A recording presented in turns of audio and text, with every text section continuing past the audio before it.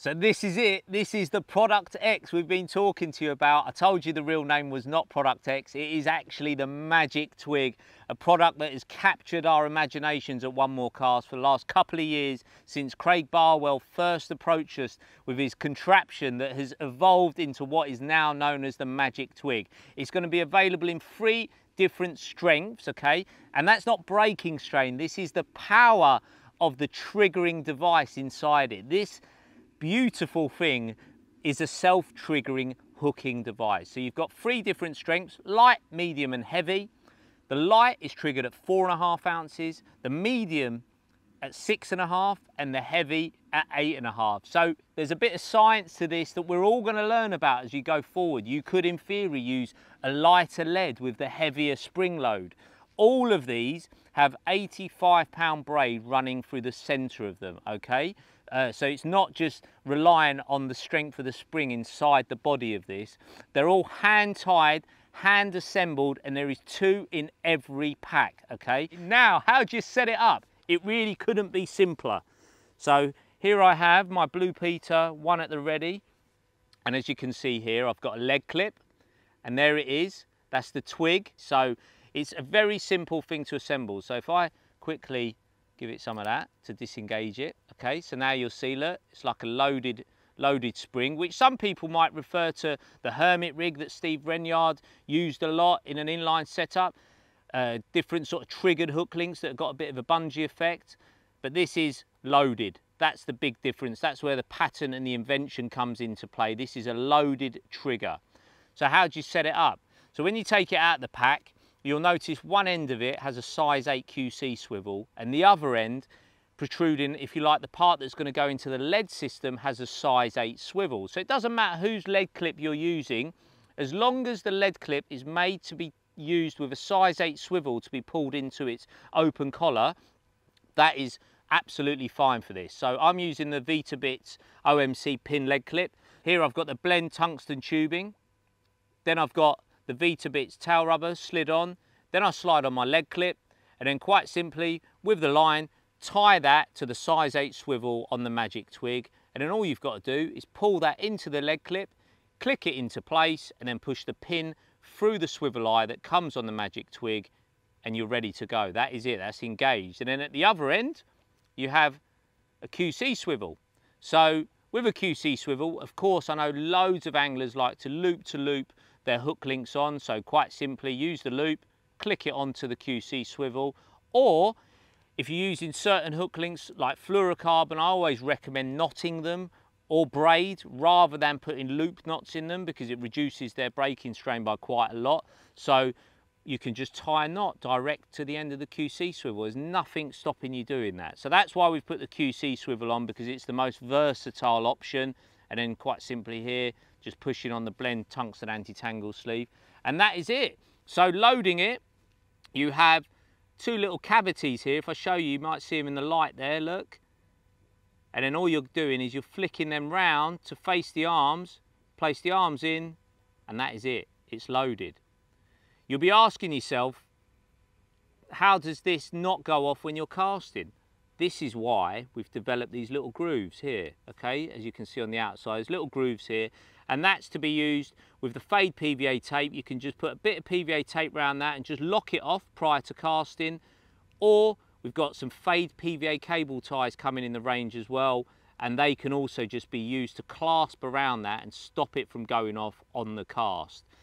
The other question I've been asked quite a lot by friends who've seen this in the background is, does it get set off by nuisance fish? Well, obviously the lighter the spring, so if you're using the lighter one, it needs 4.5 ounces of pressure this way to set it off.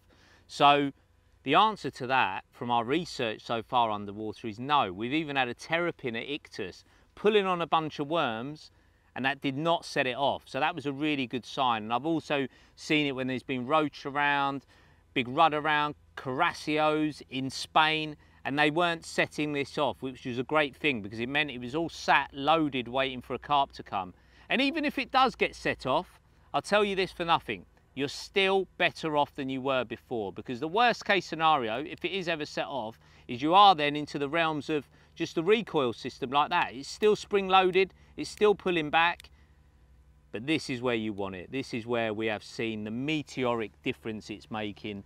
Lots of underwater research going right back to the spring of 2023, where we were at Oriana, where there was some clarity there. Not much, because the fish moved into deeper water, but I called Luke from Underfishing Life. They came out there and he dived down, and we saw straight away. We knew from the results we were having out of water, if you like, when we were just judging it from fishing on the bank, that it was very good. We could tell by the ferocity of the bites that it was definitely doing what we thought we did, but we needed evidence. There was no point in me sitting here and harping on about it to you. You want to know, does this do what we're telling you it does? And it really does. So at Oriana, we got the first carp that came down. It wasn't the clearest of water, but it picked it up, nailed straight away. The next day, the same thing happened again. The first pickup on it, boom, done. These fish are just ripping out the swim. They're not used to suddenly being, imagine when you were float fishing as a kid, that little strike, you know, that little lift into a float, and you're feeling that contact. Our carp rigs don't necessarily do that. They do now, because that is exactly what this is doing. It's giving you that little jerk, and that is completely shocking the fish. They're not used to that. So often they used to just lift off the deck, move in the same sort of space that they've just picked the hook bait up, shake the whole lot. The lead will actually work against you and pop the hook out. The whole lot would land back in a clump on the bottom, and you don't even know you've had a bite or a pickup. We then continue the research. We're filming the Grand Fishing Adventure at Ichthus. This one was going to be an underwater special, because we wanted to make sure we kept researching this very product to give you as much information as possible. Bobby goes and catches the biggest carp ever caught on an underwater camera. Incredible scenes, if you like, and it makes the front cover of the product. You couldn't have made it up. The fish literally turned the moment that triggered device goes off. It was staring at us. An incredible moment. You couldn't have asked for better clarity. It still blows my mind that it happens, and that's why you saw the clip, if you have, of me crying on social media afterwards. And the research didn't stop there. Luke goes just a couple of weeks later to the French Alps, and he catches the second biggest fish ever. And again, we see a similar reaction. Fish picks it up on its own on the spot. Again, that is the time where they're the hardest to catch. A single fish feeding on its own, feeding slowly, no competition. But no, it takes the hook bait, it turns, the product engages, and the rest is history. Catches, you know, an absolute stonker. And we've gone to 6 different lakes in 5 different countries. We're going to keep going, but the reaction is the same in all of them. Complete 100% success rate so far. Will that continue? I doubt it. I can't imagine how anything could make that much difference, but so far our research says 100% of pickups have converted into hooked fish, and that is from small ones to big ones, clear water, gravelly bottoms, stony bottoms. We've seen it all, and it has been absolutely remarkable. So when we called it the magic twig, really I wanted to call it the magic wand, but because it looks like a little twig on the bottom, that's what it's become affectionately known as. Is it magic? I think you're far closer now to having the perfect rig than you ever have been. It has made a big difference, and the underwater evidence gives you another layer to prove it. Use it in your fishing, super easy to use, and you're going to find out the good way just how special this bad boy is.